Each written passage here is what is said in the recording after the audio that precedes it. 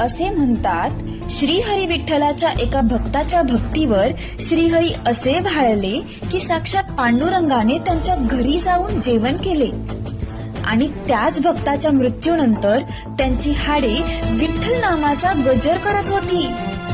होय, ही गोष्ट आहे विठ्ठलाचे प्रिय भक्त संत श्री चोखामेळा यांची.